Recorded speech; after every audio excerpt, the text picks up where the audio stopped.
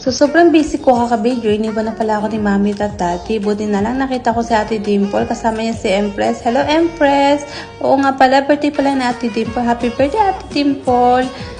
Ayun, nandito pala sila sa spa pool. Buti na lang, sinundan ko sila. Umalis ako dito, sobrang init. Naganap ako na pwede kong piliguan. At nakita ko tong water bridge na to. Parang gusto ko dito.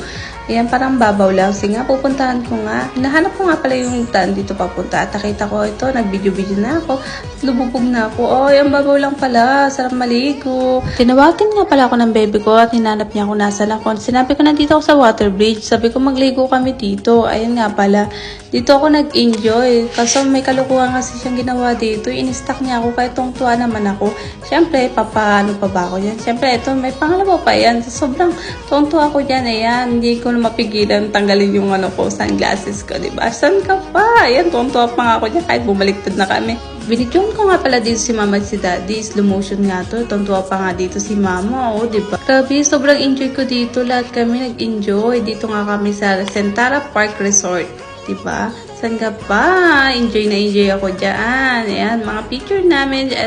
Siyempre, papauli pa ba ang buong pamilya? Wala nga pala dito si Bunso. At pabalik na pala kami ng hotel na yan. Pagod ako nakakagutom. Ayan pala, napagod din si Empress. Sobrang enjoy niya. At sila Mama, Daddy. Yan yung tsura namin.